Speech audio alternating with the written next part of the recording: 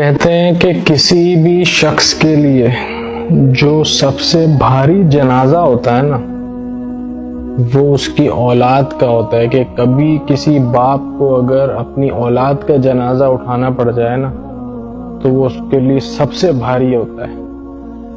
چاہے وہ پیدا ہوئی بھی 2-2.5 کلو کے جسم کی ہی لاش کیوں نہ ہو، وہ سب سے بھاری جنازہ ہوتا ہے. میرے نبی صلی اللہ علیہ وآلہ وسلم نے 3 جنازے اٹھائے اپنے بیٹوں کے، 3 جنازے، لیکن کبھی بھی اللہ تعالیٰ سے جو ہے وہ مایوسی کا اظہار نہیں کیا. کبھی بھی اللہ تعالیٰ کو جو ہے وہ شکایت نہیں کی کہ اللہ یہ تو نے کیا کیا، یا اللہ میری اولاد کیوں لے لی تو نے.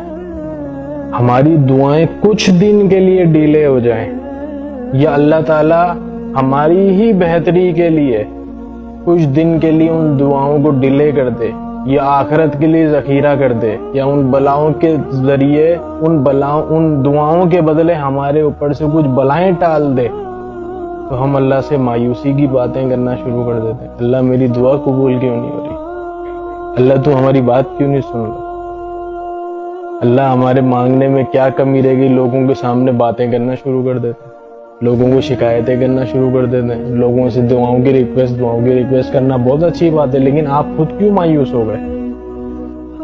اتنی بڑی آزمائشیں لوگوں کے اوپر آ گئی، اللہ کے نبی نے اتنی بڑی آزمائشیں دیکھ لی، وہ کبھی مایوس نہیں ہوئے. تھوڑی سی دعا اللہ نے آپ کی ڈیلے کیا کر دی، آپ نے مایوسی ظاہر کر دی، اپنے الفاظ کے اندر، اپنے دل کے اندر اللہ سے مایوس ہو گئے. اصل میں ہمیں مانگنا نہیں آتا. میرے شیخ کہتے ہیں اللہ سے نا بڑا مانگ، اللہ سے بڑا مانگ. میں ایک دن سوچنے بیٹھ گیا اللہ سے کیا مانگوں. میرے دل سے پتہ نہیں کیوں وہاں سے اللہ مانگ لے، اللہ سے اللہ مانگ، اس کی مدد، اس کی نصرت، اس کی دوستی. تو دنیا سے باتیں نہیں کیا کریں. کوئی پریشانی آ جائے، بیماری، دنیا سے کیا باتیں کرنی. وہ جا کے آپ کے پیچھے جا کے ہنسے گا. وہ تو بہت سارے لوگ تو آپ کے حسد کے اندر جو ہے وہ آپ کے پیچھے جا کے ہنس رہے ہوتے ہیں کہ اس کے اوپر بیماری آئی، اس کے اوپر. اللہ سے دوستی کر، اللہ سے رات کے ٹائم پہ باتیں کیا کر. وہ مذاق نہیں اڑاتا. وہ تیرے کو پچھلی غلطیاں یاد نہیں دلائے گا. وہ تیرے کو پچھلے گناہ یاد نہیں دلائے گا.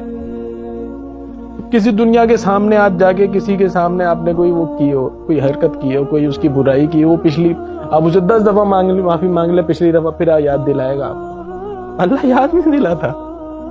اللہ پچھلے حساب صاف کر دیتا ہے.